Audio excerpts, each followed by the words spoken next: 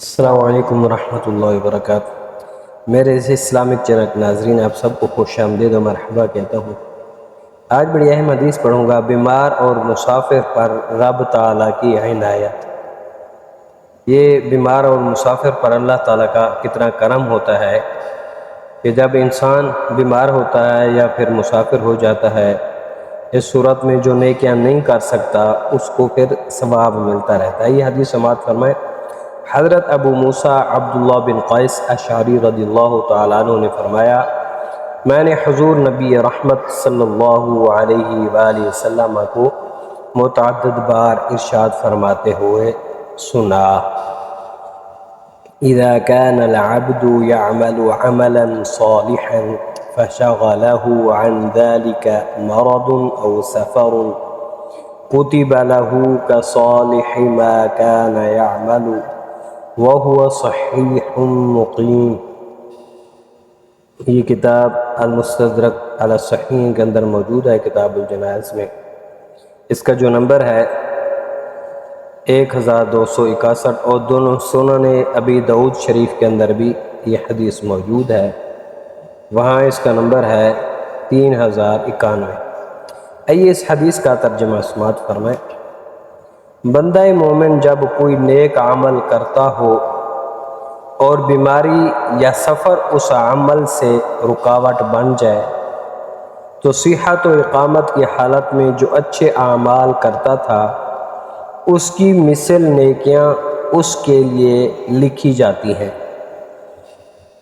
یعنی کہ بندہ مومن نیک بندہ تہجد کی نماز پڑھا کرتا تھا، پھر ایسا ہوا وہ بیمار ہوا تو اب اس کو ثواب ملتا رہتا ہے، جتنے دن وہ بیمار رہے گا تو اس کو تہجد کا ثواب ملتا رہے گا۔ ایسے ہی وہ سفر پر گیا، اب اس نے کسی کو نہیں جگایا کہ میں نے تہجد کی نماز پڑھنی ہے، مجھے کوئی یعنی کہ اس میں میرا تہجد کی نماز پڑھنے کا کوئی بندوبست کرو، تو اس نے ان کو پریشان نہیں کیا، نہیں جگایا، تو اب وہ نہیں پڑھ سکا، تو اس حالت میں اس کو ثواب ملے گا۔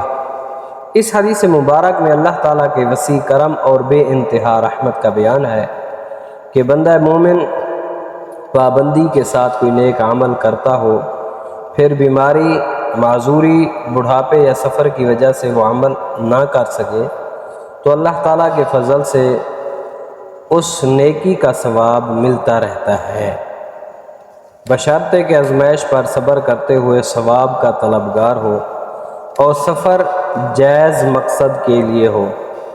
ایسے ہی کسی معقول عذر کی وجہ سے جمعہ جماعت چھوٹ جائے اور وہ گھر میں نماز پڑھے تو اس کو بھی جمعہ جماعت کا ثواب ملے گا، کیونکہ وہ جمعہ پڑھتا رہتا تھا، اب وہ کسی وجہ سے چھوٹ گئی ہے جماعت، نہیں جا سکا، کسی مسجد میں بھی نہیں جا سکا۔ بہتر تو یہ ہے کہ اگر اپنے محلے والی مسجد میں ہوگی ہے تو دوسری مسجد میں اگر جاتے ہوئے جماعت کی ساتھ نماز پڑھ سکتا ہے، پہنچ سکتا ہے تو بہتر ہے وہ وہاں جائے۔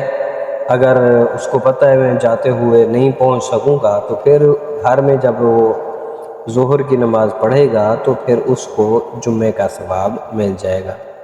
تو دعا ہے اللہ تعالی ہم سب کو اس حدیث پر عمل کرنے کی توفیق عطا فرمائے اور ہم سب کو نیک عمل کرنے کی توفیق عطا فرمائے۔